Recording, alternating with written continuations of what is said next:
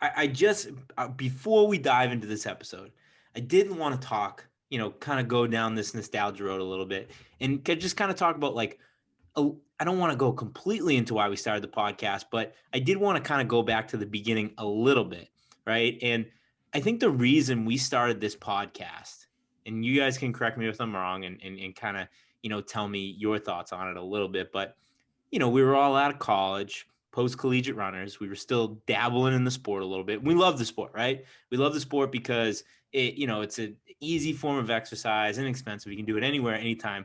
Like we've always loved the sport, and we're going to continue to love the sport. But what we didn't have is we were missing the camaraderie that we used to have as part of a team, and part of the team we had in college, and part of the team we had in high school. And we wanted to recapture that a little bit on the podcast. And I think we're doing that. I think we're doing that by building the community around the podcast. And I couldn't be happier. I mean, I never thought we'd make it to episode 100.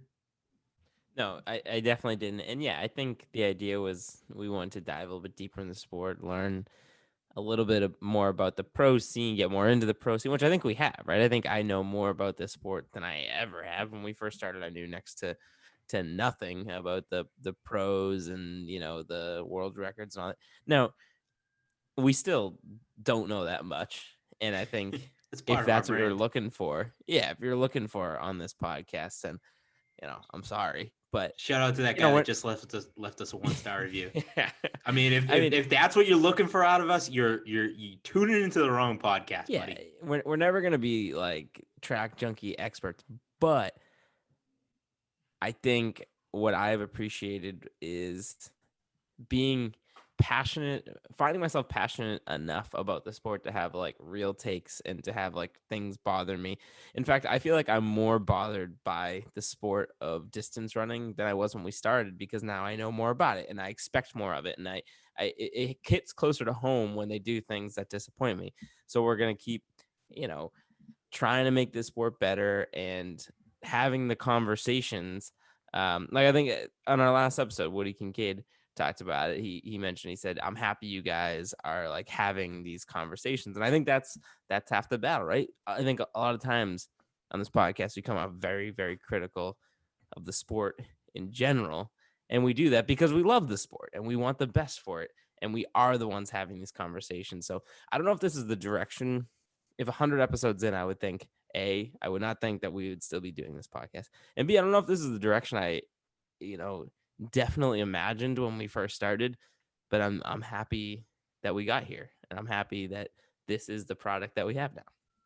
Yeah, I had to do some math in my head to figure out how many weeks were in a year, because I couldn't believe it was like almost 2 years of episodes here that we're still going on here. Like you said, Mike, knew nothing about the sport going into it. But there was no reason for that. And there was no reason to not be passionate, because I get fired up about any sport that you put on a television, that you put in front of me. The Olympics come around and I'm there watching, synchronized swimming, just critiquing it and commenting on it about how this person sucks and how that person's awesome and how fired up I am for this reason or that. So for a sport that I actually, do love and did compete competitively, there was no reason for it. And then Steve, the element of like the team that came into it, it was kind of the twofold. I want to get into track, and there's no reason that the other people that we know can't get into it as well, because we know a bunch of sports fans are just not following it the way it should be followed.